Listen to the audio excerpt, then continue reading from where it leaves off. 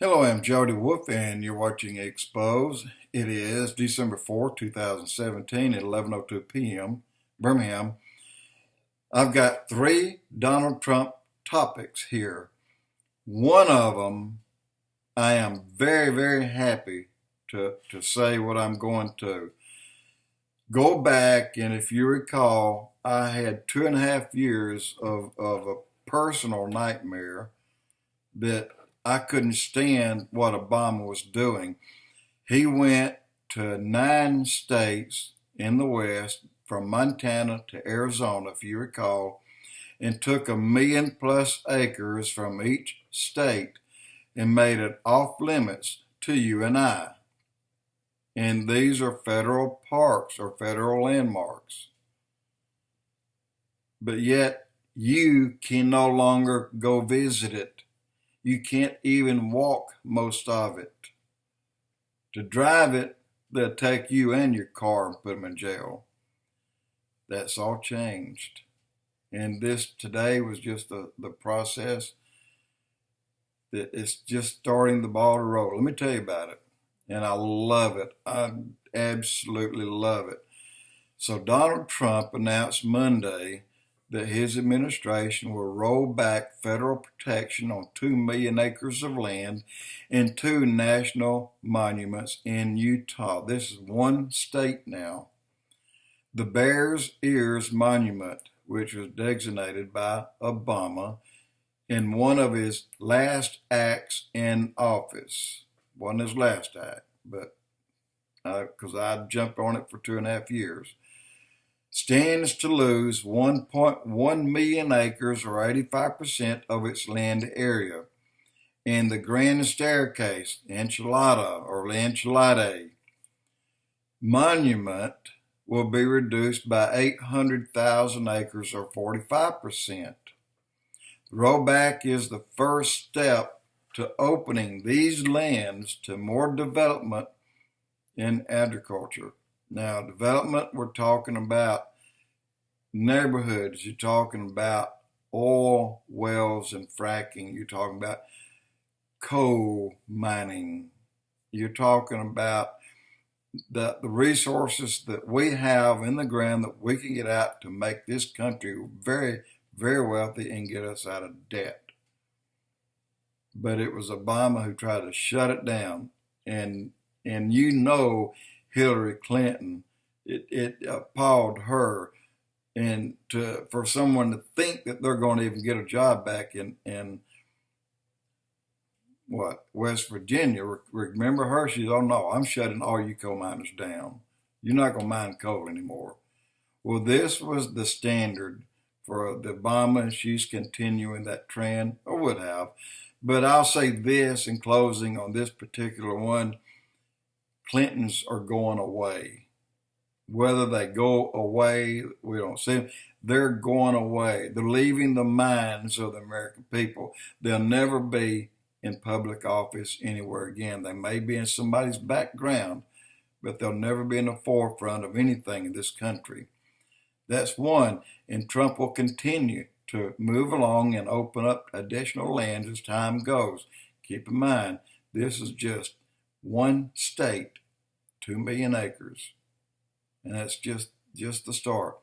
And number two, just in, Supreme Court rules on travel ban.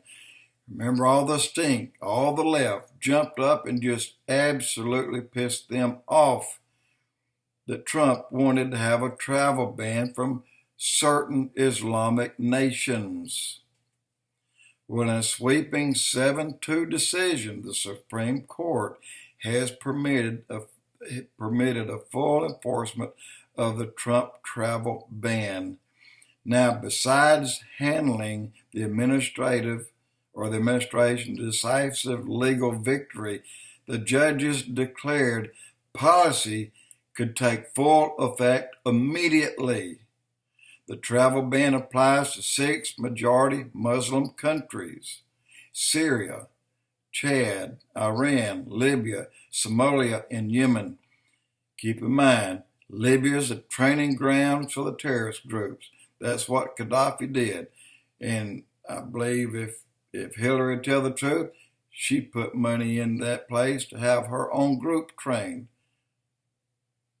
And you can call them ISIS or ICE. In Somalia, in Yemen, you hear about the Somalian pirates that go out and try to hijack these oil tankers. They've done it over and over and over until we started getting, well, some guys that knew how to shoot guns from about 1.5 miles away started popping them off. Finally, it stopped them. And but anyway, these countries are breeding grounds for terrorism. All of them. In Syria and Chad, they harbor, and in Libya, they harbor these people. Iran pays their bill, pays to get them out there, pays them to attack, and every family, every person they kill, or however, they give the family so much money. And anyway, 2 of the dissension justices were Ruth Bader Ginsburg and the Sonia Sotomayor. Now, I don't know why. It seemed like at least Ginsburg would be dead set head on with Donald Trump on this decision. Okay, the third part of this here, you're going to love it.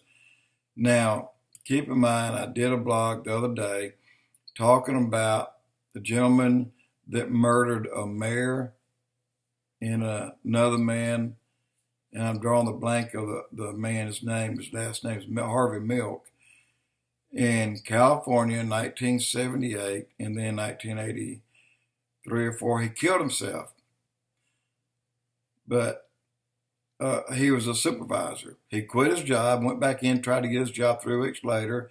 And the mayor said, well, it's not that easy. Just walk back in and take a job back. We got a new man here. Guy pulls a gun, boom. No, you hadn't, not anymore. Well, they found the man not guilty because he had too many Twinkies.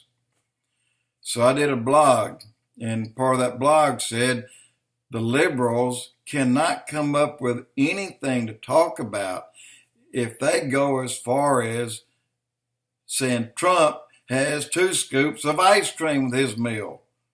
And I love it that it's driving them crazy.